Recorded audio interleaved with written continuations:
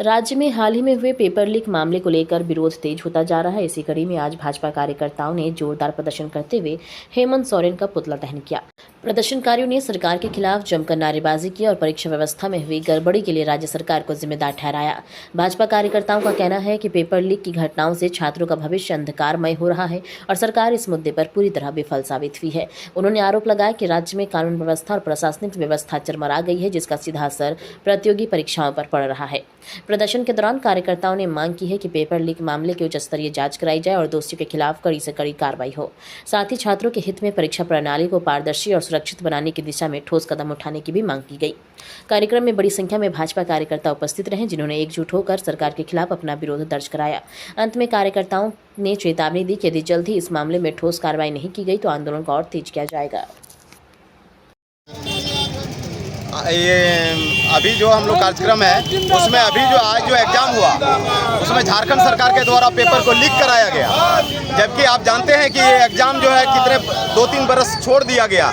उस समय भी जब ये किया जा रहा था उस समय में भी 20 जो है युवाओं का जो है मौत हुआ दौड़ने के क्रम में। और जब आए आबकारी विभाग का जो है आज जो है परीक्षा था तो उससे पहले ही पेपर को लीक करवा दिया गया। आप समझ सकते हैं कि ये सरकार किस तरह से संवेदनशील है, ये सरकार किस तरह से युवाओं को ठग रही है, किस तरह से युवाओं को नौकरी के नाम से बरगला के जो है ये इन्होंने वोट लिया।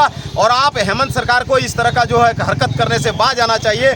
उनको युवाओं को झारखंड सरकार जिस तरह से रवैया कर रही है, झारखंड सरकार जिस तरह से यहाँ के युवाओं को उसके भविष्य के साथ खिलवाड़ कर रही है, उनका भविष्य को जिस तरह से चकनाचूर कर रही है, इस तरह से पेपर लीक के माध्यम से आप समझ सकते हैं कि भ्रष्टाचार ये कहाँ तक पहुँचा दिया है। ये भ्रष्टाचार का जो चरम जो है सीमा है कि एक जो है स्टूडेंट जाता है अपना एग्ज़ाम देने के लिए, आप वो बरसों तैयारी करता है और जब एग्ज़ाम देता है तो वो पेपर लीक हो जाता है, उसका भविष्य का क्या होगा। इसलिए हम लोग जो है आज भारतीय जनता पार्टी का जो है प्रदेश नेतृत्व के द्वारा ये आह्वान था कि प्रत्येक जिला में जो है यहाँ पर जो है हेमंत सरकार के खिलाफ जो है हल्ला बोल करना है और उनका जो है पुतला फूंकना है। उसी क्रम में आज हम लोग ये कार्यक्रम कर रहे हैं और हेमंत सरकार जी को ये हम लोग आग्रह करते हैं कि आपको यहाँ की जनता, आपको भोली भाली जनता आपके जो है जो प्रलोभन के ये पर जो है वोट दे दिया, लेकिन आपको उनके साथ इस तरह से छलवा नहीं करना चाहिए, आपको इस तरह से उनको ठगना नहीं चाहिए।